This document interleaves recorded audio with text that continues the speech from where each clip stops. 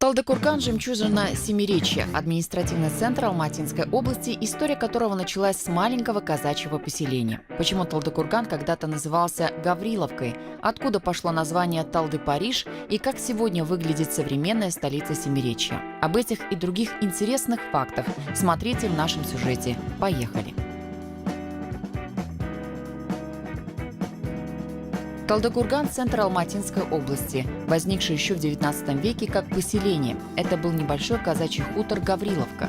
По одной из версий, станица получила название от имени чиновника, который раздавал земли переселенцам, а по другой – от имени купцов Гавриловых. Около 100 лет назад город переименовали в Талдыкурган, что в переводе означает «ивовый холм». Талдыкурган называют жемчужиной Семиречья. Город расположен в самом центре колыбели среднеазиатской цивилизации, на реке Каратал, свыше 600 метров над уровнем моря. Талдыкурган обрел статус города 75 лет назад. В 2001 году он стал административным центром Алматинской области. И это событие дало мощный толчок для развития города. Местные жители называют город Талды-Париж. Эта добрая шутка распространилась давно. Дело в том, что Талдыкурган расположен на одной широте с французской столицей. Талдыкурган – один из самых многонациональных городов нашей страны. В городе проживает свыше 170 тысяч человек, представляющих 70 народов и национальностей. В Талдыкургане представлена одна из крупнейших корейских диаспор. Большая часть представителей этой национальности проживает в небольшом городке Уштобе на реке Каратал. Он стал второй родиной для корейцев, депортированных в Казахстан с Дальнего Востока в трагическом 1937 году. В октябре 2018 года Талдыкурган украсили 7 новых фонтанов на центральной площади. В них очень интересная игра подсветок. Место быстро стало новой визитной карточкой города.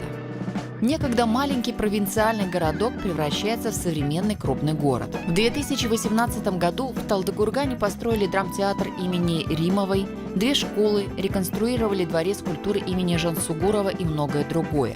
Появились новые жилые комплексы и микрорайоны. Так столица ЖТСУ продолжает наращивать темпы. Семиречье – родина выдающихся людей Казахстана.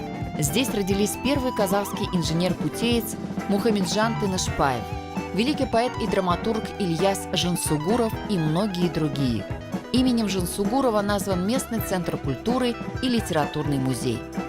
На улицах Талдыкургана можно встретить немало значимых достопримечательностей, среди которых мусульманская мечеть, православный храм и многое другое. Здесь же сохранились и старинные здания XX века, являющиеся культурным наследием столицы Семиречья.